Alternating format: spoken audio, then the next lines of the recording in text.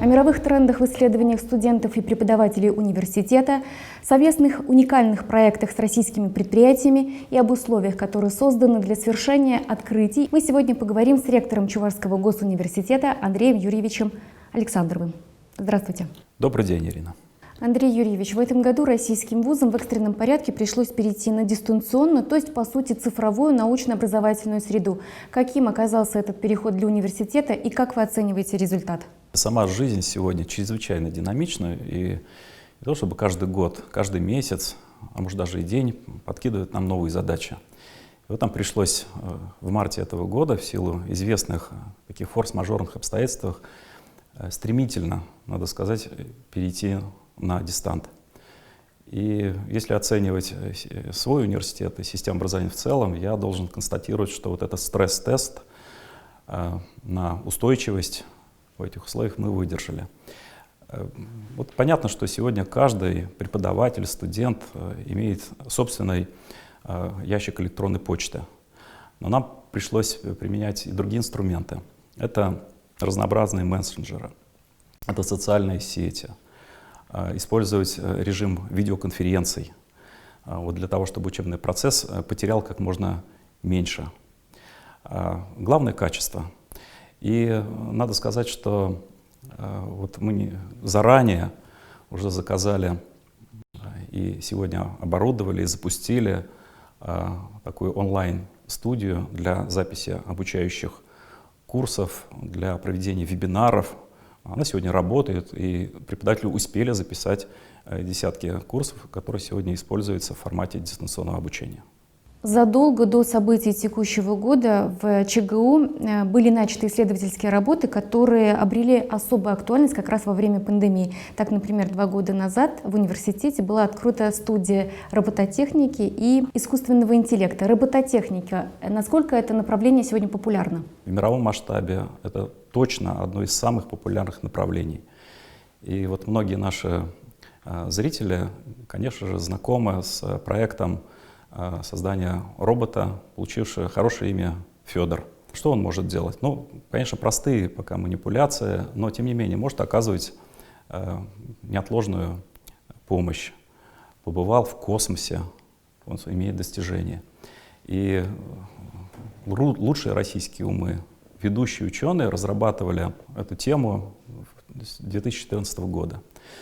В университете подобная студия робототехники и искусственного интеллекта существует 2 года, но надо сказать, что сегодня коллектив студентов и аспирантов под руководством молодого преподавателя Сергея Солина создает робот-андроид, который, я думаю, что в эксплуатацию будет сдан уже в ноябре этого года. Сегодня он умеет шевелить пальцами, двигать рукой. Я думаю, что по завершении проекта он будет мало чем уступать своему собрату Федору. А как вы его планируете назвать? Идет обсуждение. Я думаю, что будет объявлен конкурс в студенческой среде, и мы выберем самое красивое, патриотичное имя. Спутниковые снимки показывают, что в Китае из-за карантина и остановки производства значительно улучшилась экологическая обстановка. И в целом такая положительная динамика наблюдается по всему миру. В ЧГУ есть ученые, которые занимаются экологическими проектами? Мы отвечаем на экологические вызовы своими исследованиями. Вот приведу такой пример. Известно, что разведанные запасы нефти сегодня на 2/3 располагаются в глубинных или сверхглубинных слоях земной коры, континентальном шельфе, на дне океана. Вот чтобы их добыть, необходимо увеличивать, конечно, протяженность скважин. Для этого нужны новые буровые установки, и они все содержат так называемые пакеры, это резиновые уплотнители на основе каучука, которые для вот таких новых сверхнапряженных работ они в России не производятся.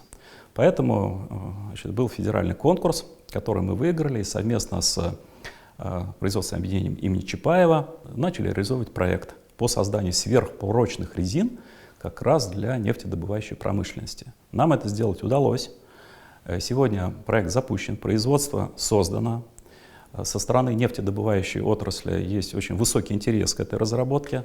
Ну, вы спросите меня, а в чем здесь экологическая составляющая? Речь идет об экономике, по сути, о добывающей отрасли. На самом деле, очень часто приходится эти огромные резиноуплотнители менять, утилизировать. Сейчас это будет происходить гораздо реже. Это наш вклад, вот в том числе и в решение экологических проблем. Ну, если позволите еще один пример, это вопрос энергетики. Запасы нефти, газа, они ведь не вечны. Минерально-сырьевые ресурсы когда-то истощатся полностью. И как же мы будем отапливать свои дома, освещать их? Вот остается такой ресурс, как возобновляемая энергетика. Это энергия солнца, энергия ветра, морских течений, рек. И над этой темой сегодня работают ученые во всем мире. Мы тоже решаем эту проблему. Вот каким образом? На факультете химико-фармацевтическом кандидат химических наук, доцент Анастасия Алексеева, она разрабатывает тему управляемого преобразования цвета и имеет прямое отношение к развитию солнечной энергетики. То есть будут создаваться покрытия солнечных батарей, принципиально отличающиеся от сегодняшних. И коэффициент преобразования, ну, давайте проще скажем, коэффициент полезного действия, он будет гораздо выше. Это позволит во многом решить эти вопросы. К слову, ну вот возьмем Германию, за 15 последних лет доля энергии, получаемой из возобновляемых источников, о которых мы сейчас говорим, она возросла с 14 до 38%. То есть это показывает масштаб и проблемы ее актуальности. Профессия врача стала едва ли не самой значимой по всему миру, а доктор-ученый – это человек и вовсе, на которого возлагают большие надежды. В университете проходят значимые медицинские исследования? Ну, я должен сказать, что медицинский факультет, во-первых, у нас самый крупный, 5500 студентов, аспирантов, ординаторов и, конечно же, очень давние, мощные педагогические традиции. Однако ведутся исследования. Вот приведу пример исследования под руководством заведующей кафедрой Голубцовой Натальи Николаевны. Ее тема — это разработка методов предотвращения старения кожи человека. Такие разработки ведутся во многих странах, и проблема крайне актуальна. Сергей Федосеев, кандидат химических наук, наш молодой доцент, лауреат гранта президента Российской Федерации по поддержке молодых кандидатов наук. Вот он занимается разработкой подходов к синтезу производных витамина В6. Вот группа витаминов В6 играет чрезвычайно важную роль в организме любого человека. И наша задача на основе этой разработки обеспечить выпуск фармпрепаратов в Российской Федерации по программе импортозавещения. Наши граждане должны получать сложнейшие, дорогостоящие препараты все-таки на более доступным ценам и в более широком диапазоне. Андрей Юрьевич, мировые тренды в исследованиях студентов и преподавателей Чувашского госуниверситета не единственный путь к открытиям. Какие крупные прикладные инфраструктурные проекты реализуют ученые из Чувашии? Среди наших партнеров предприятия реального сектора экономики не только Чувашии, но и других субъектов Российской Федерации. И, знаете, меня действительно переполняет чувство гордости, когда я говорю о достижениях наших студентов и выпускников. Крымский мост — известный проект, который помимо железнодорожной автомобильной составляющей имеет еще третью — энергомост. Так вот, разработчиками этого проекта являются выпускники Чувашского государственного университета, которые трудятся на известном чебоксарском научно-производственном предприятии «Экро». Более того, это предприятие поставило часть элементной базы для реализации данного энергомоста. Еще одно очень интересное, оригинальное решение — это разработка цифровой электрической подстанции, которая называется Медведевская, и питает энергией целый городок Сколково, находящийся в Подмосковье. Также разработка наших выпускников.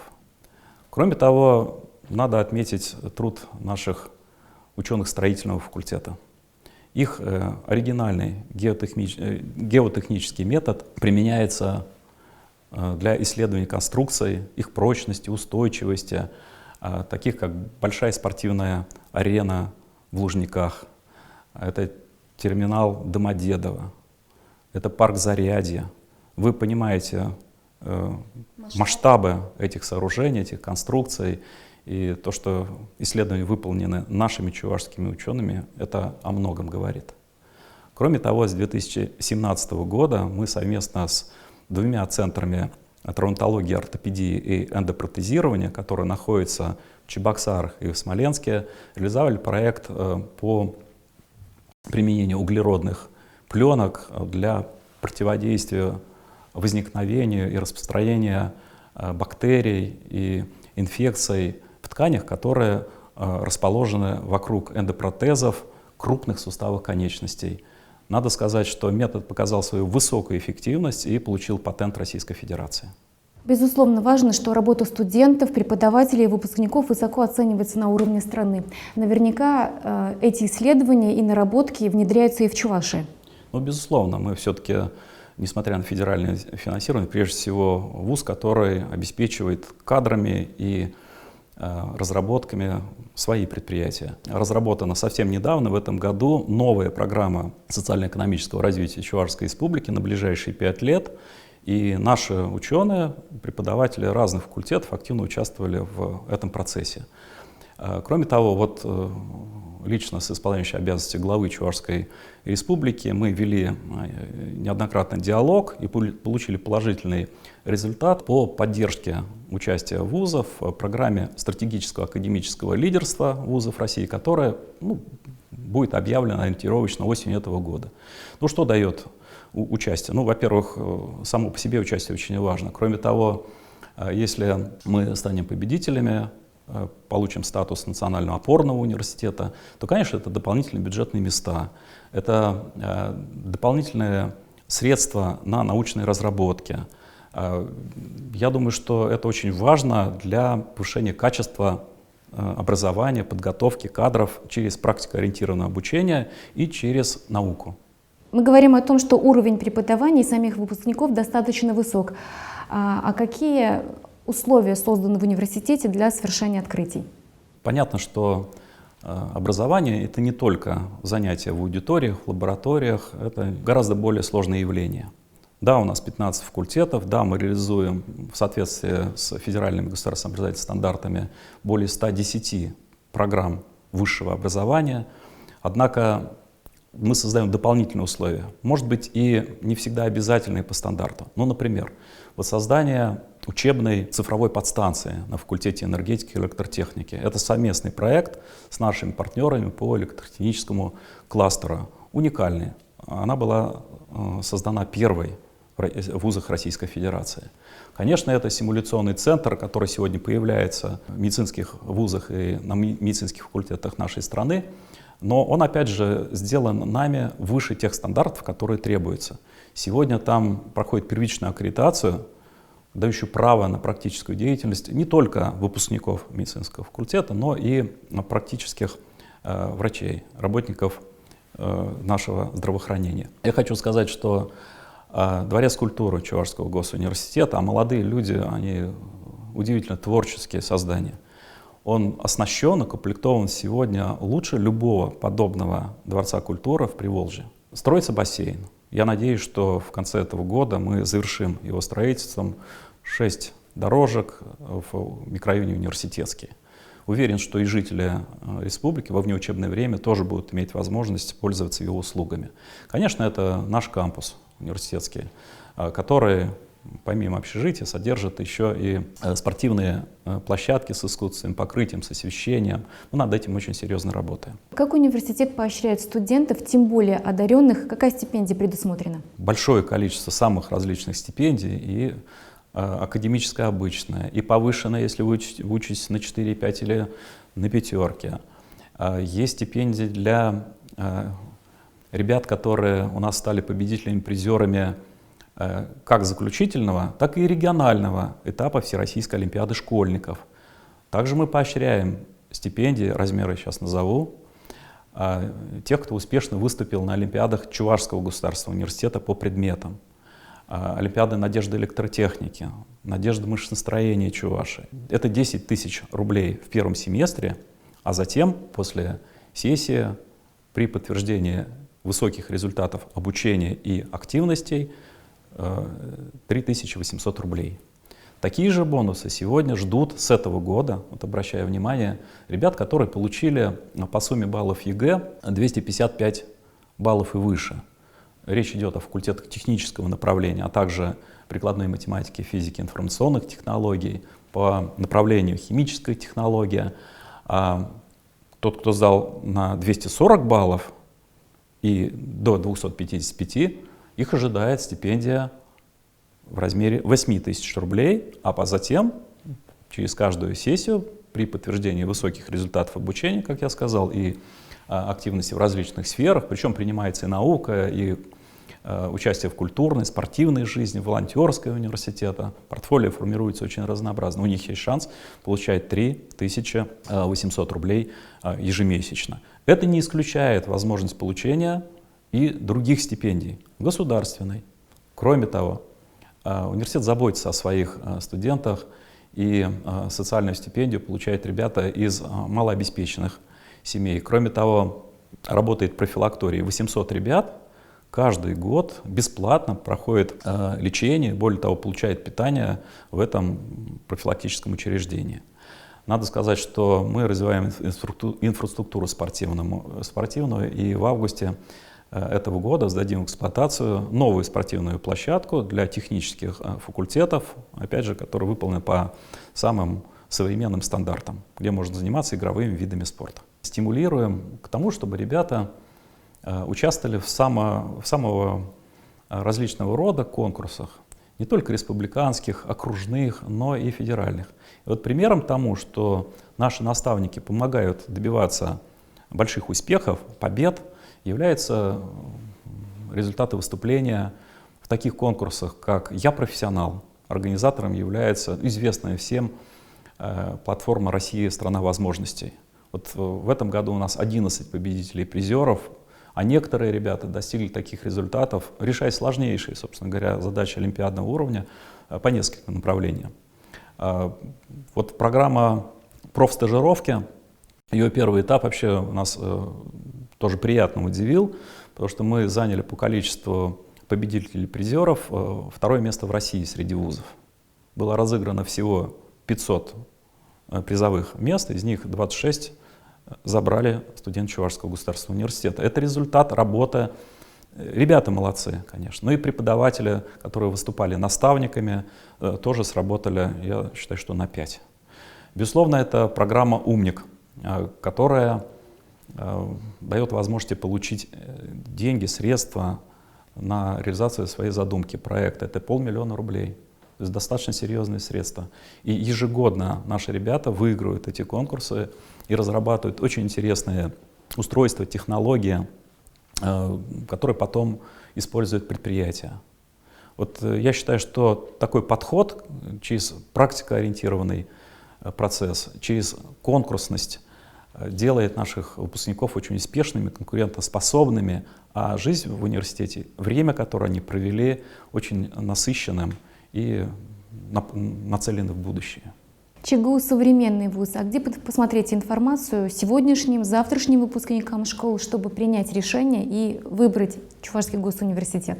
Этот год особенный, и в том числе для приемной комиссии нашего университета, как и для всех вузов страны. По той простой причине, что прием документов ведется исключительно в дистанционном режиме. Мы к этому подготовились и, во-первых, разработали новый сайт университета, новый сайт приемной комиссии. Силами наших студентов сняли очень интересные презентации, видеоэкскурсии в формате 360 градусов. Записано интервью со всеми деканами абсолютно всех факультетов. Мы разместили исчерпывающую информацию на своих информационных ресурсах. Ну, кому интересно расширить свои представления об университете, получить более полную информацию, я рекомендую заглянуть в сеть ВКонтакте, где официальная группа ЧГУ уже сегодня включает 17 тысяч подписчиков, А также у нас есть сегодня аккаунт в Инстаграме, который является, опять же, очень популярным ресурсом. Мы готовы ответить на все вопросы наших абитуриентов по телефону горячей линии. Приемная комиссия Чувашского государственного университета принимает документы по 18 августа включительно до 17 часов. Всех, кто хочет получить современное образование высокого качества, найти затем интересную работу, заняться очень полезным делом, мы приглашаем в наш Чувашский государственный университет. Приходите, вместе будем формировать ваше будущее. Андрей Юрьевич, спасибо за беседу. Желаю дальнейшего успеха университету и больше возможностей для реализации самых смелых идей. Спасибо и вам удачи.